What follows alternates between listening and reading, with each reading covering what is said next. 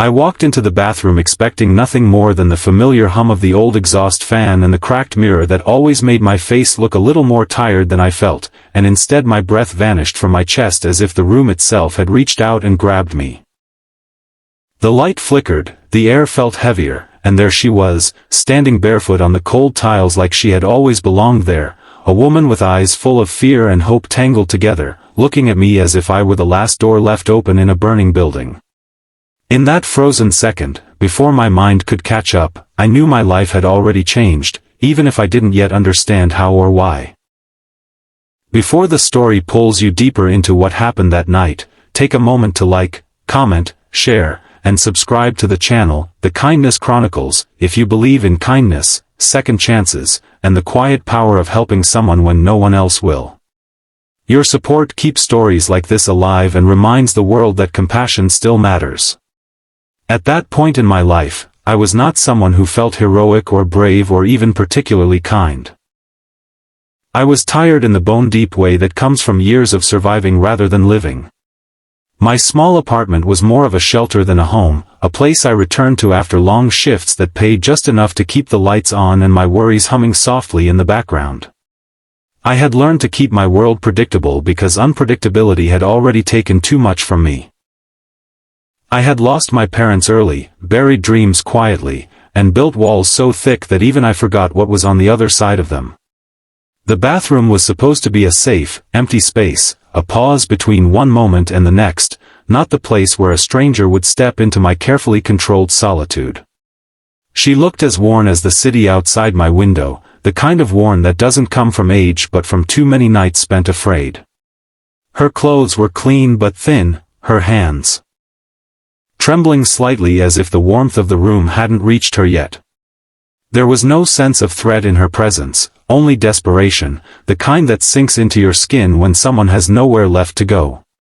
She explained without words that she had nowhere to sleep, that the night outside was dangerous, that she needed only one night, one small mercy, one pause from whatever had been chasing her. I could feel my instincts pulling me in opposite directions, one urging caution, the other whispering that this moment was a test I might never be offered again. Fear came first, sharp and logical. I thought of all the warnings we absorb without realizing it, all the stories about strangers and consequences and regrets. I thought of my own vulnerability, of how easily my fragile balance could be tipped. But then there was another feeling, quieter and heavier, settling in my chest. It was the memory of being alone in places where no one should ever be alone, of wishing someone would look at me and see not a problem but a person. That memory had a voice, and it was louder than fear. I let her stay. That decision did not feel noble in the moment. It felt terrifying and awkward and deeply uncertain. I gave her a towel, some old clothes that no longer fit me, and the couch that sagged in the middle like it understood the weight of exhaustion. I barely slept that night, lying awake listening to the building creak and the city breathe, wondering if I had just made the biggest mistake of my life or the most important choice I would ever make. Every sound made my heart jump, but beneath the anxiety there was something else, something fragile and warm, like a candle flickering stubbornly in the dark. Morning came softly, filtered through dusty blinds. She was still there, folded into herself on the couch, breathing evenly, looking younger and more vulnerable in sleep. The relief I felt surprised me. Over the next hours, small, ordinary things began to happen. She ate quietly, as if afraid the food might disappear if she moved too fast. She thanked me with her whole posture, with the way she handled everything gently, like a guest who knew how thin her welcome might be.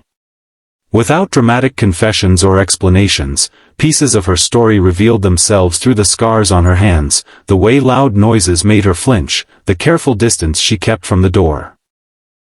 One night turned into two, then three, not because we planned it that way, but because life sometimes stretches when it senses something important unfolding.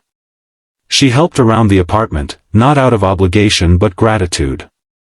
I found myself looking forward to coming home, to the quiet companionship, to the feeling that my space was no longer just a place to hide but a place where healing might be happening. Still, the challenges were real and constant. Trust does not grow easily in soil watered by fear. We both carried invisible weights, and sometimes they collided, creating tension that filled the room without a single word spoken. There were moments when I questioned everything. When money ran tight, when exhaustion made me irritable, when the responsibility felt heavier than I had expected. There were moments when she retreated into silence so deep it scared me, when the shadows of her past seemed to press against the walls. But slowly, almost imperceptibly, things began to change. We learned each other's rhythms. We learned when to give space and when to offer presence. The apartment seemed warmer, brighter, as if kindness itself had a temperature. Through her, I began to see my own life differently. Helping her forced me to confront the parts of myself I had neglected, the compassion I had buried under practicality and fear. I started to believe that maybe I was more than my routines and regrets. She, in turn, began to stand a little taller, to speak a little more confidently, to imagine a future that extended beyond survival. It was not a miracle or a sudden transformation, but a series of small steps, each one requiring courage neither of us knew we still had. Eventually, the day came when she no longer needed my couch. She had found work, a room of her own, a path forward that belonged to her. The goodbye was quiet and heavy, filled with gratitude and sadness and pride tangled together.